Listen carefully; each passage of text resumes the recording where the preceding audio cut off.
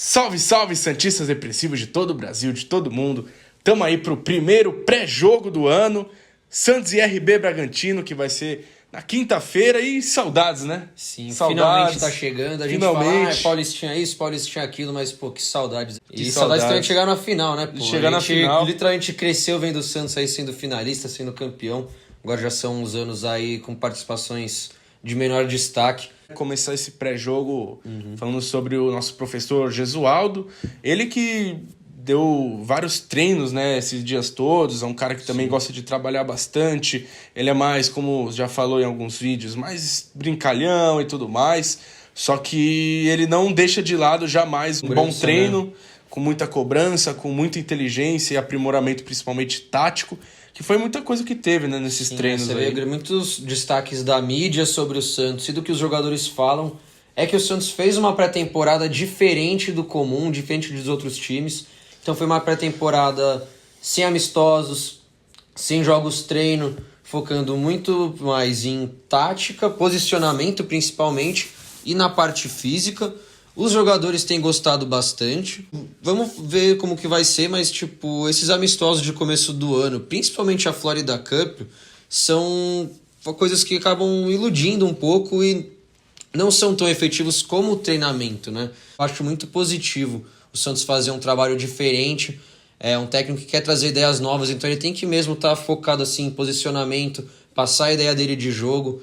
Quem tem acompanhado e os jogadores têm falado, vai ser um pouco mais defensivo do que o Sampaoli, mas eu acredito ainda que vai ser muito mais ofensivo do que a média do futebol brasileiro. E lembrando também que, pô, o cara acabou de chegar, né? Ele quer conhecer o elenco por inteiro, então nada melhor do que ficar na nossa própria casa, no nosso próprio CT e fazer atividades tipo titulares contra a reserva, time A contra time B, dar chance para jogadores da base também, porque é uma chance dele conhecer primeiro o elenco inteiro, e essas atividades que ele tem feito, principalmente os jogos dos times do Santos titular contra o time reserva e tudo mais, com os jogadores da base, é mais para isso também. E um ponto que tem sido destaque nos treinamentos do Gesualdo é a busca pela versatilidade. Então, a gente já tinha comentado, né, sobre o Raniel. Então, o Raniel tem treinado tanto como um centroavante, como jogando pelas beiradas. A mesma coisa tem acontecido com o Caio Jorge. E um outro jogador que comentou sobre isso na entrevista coletiva foi o Jobson. Então, o Jobson comentando que treinou tanto como um 5, né, que é o que ele veio para fazer no Santos, um primeiro volante, mas também jogando como um 8, né, como um segundo volante, um cara mais de transição, mais chegada no ataque. Então é legal, ele tá conhecendo mais o elenco, porque vai poder saber melhor se precisa ou não de reforços, dá mais alternativas, então você vai ter um Jobson no banco, você vai poder utilizar ele em mais de uma função. E falando do Jobson especificamente, foi um cara que quando jogou se mostrou um pouco desligadão, não tem essa pegada de marcação que o Alisson tem principalmente, que o Pituca também tem. Mas é um cara que mostrou que tem uma qualidade com a bola, que fez boas inversões, alguns bons passes. Lógico, a gente vai pra Vila Belmiro na quinta-feira esperando que jogue bem, que ganhe de mais de um gol de diferença. Mas a gente não tem que estar bem na quinta-feira, a gente tem que estar bem no dia 3 de março lá em Buenos Aires, né? Então esse é o nosso foco, é a Libertadores, é depois o Brasileiro. Sobre os treinamentos também, o Madson foi elogiado, né? Ele que falou na entrevista coletiva dele que é o oposto do Ferraz. Isso levou parte da torcida ao delírio, né? Será que ele vai acertar cruzamentos ou não? Será que ele não vai culpar Deus na hora de perder? Uma coisa que eu não gostei da entrevista dele foi ele falando que não deu certo no Grêmio, pelo estilo do Grêmio ser de muito toque de bola e tal, que é o que era muito estilo do Santos no ano passado. Esse ano vai ser diferente, mas a gente não sabe o quão diferente que vai ser. Então, isso me incomodou um pouco do Madson ter falado que ele não é um jogador que conseguiu se adaptar num Grêmio de mais posse de bola. Vamos ver como ele vai se adaptar no Santos. Ele se disse, né, um jogador mais de ultrapassagem, de velocidade. Presença. Então, acho que vamos esperar para ver. Mas vamos ver o que vai dar do Madson. Mas ele foi elogiado aí nos treinamentos. E também, né, acho que uma palavra-chave assim para definir o novo estilo de jogo que a gente pode esperar do Santos, né, com o Gesualdo, é equilíbrio. Então ele quer um time que, ataque bastante, como a gente fazia no passado, né? Chegue rápido no ataque, o principal é isso. Não precisa valorizar tanto a posse de bola dessa vez, então não é tanto um amor por el balão, é mais chegar com qualidade no gol, com equilíbrio, claro, mas sim também abrir mão da defesa, né? Recompor bastante. Então, tem uma defesa que também tá ligada o tempo todo. Porque a gente viu o Santos muitas vezes se lançando no ataque ano passado e a gente só não tomava mais gols porque a gente tinha homens de cabeça de área, assim, principalmente Alisson, Pituca, muito atentos e sabendo muito o que o Sampaoli queria para aquele estilo de jogo. Então eles evitavam muitas vezes, é o que a gente falava, eram 2 leões que a gente tinha no meio de campo, né? E além disso, né, esse começo de Paulista vai ser um pouco mais complicado para nossa defesa. A gente não sabe, né, quem que vai ser titular, se vai ser o Madison ou o Pará na direita.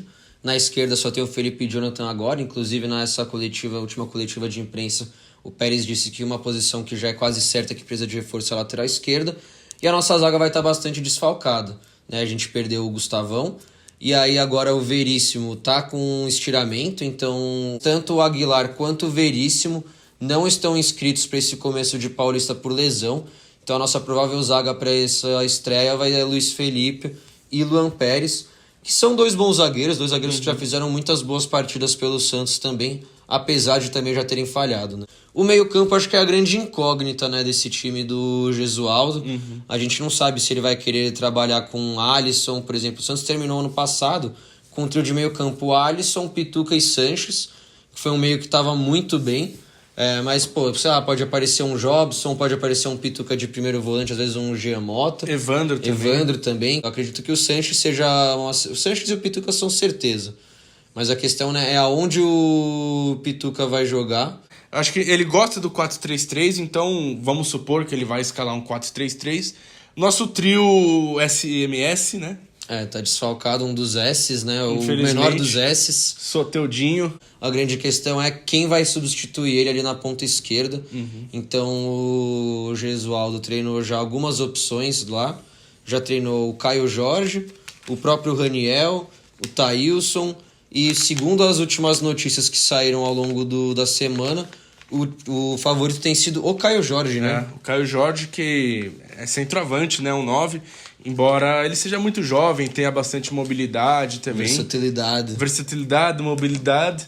Mas uma coisa que é legal da gente lembrar, que a gente já tinha comentado também quando a gente falou mais sobre o Gesualdo, é que ele já falou em entrevistas que, na opinião dele, no trio de ataque, todos os jogadores têm que saber jogar tanto abertos, tanto pelas beiradas, quanto pelo meio. E aí, nisso, a gente já tem 2 jogadores que têm muito essa característica, né? O Sacha, que no Inter era um jogador só de ponta e que no ano passado foi um puta de um falso 9. Então é um cara que joga tanto infiltrado quanto aberto. E aí, né, a gente vê que o favorito hoje para jogar é o Caio Jorge, que também né, ele é um centroavante de origem, mas também consegue jogar pelos lados, é um jogador muito veloz e que pode pintar aí nesse time. É um cara que eu queria ter visto um pouco mais dele em 2019. Quem sabe em 2020 ele não desponta. Vamos passar como ficou a lista final? Vamos. Dos jogadores? Vamos. Então, vamos repassar aqui para vocês todos os jogadores inscritos no Santos no Paulistão. Para esse primeiro momento, né? Essas primeiras rodadas. Goleiros: Everson, Vladimir e João Paulo. Laterais: Pará, Madison e Felipe Jonathan.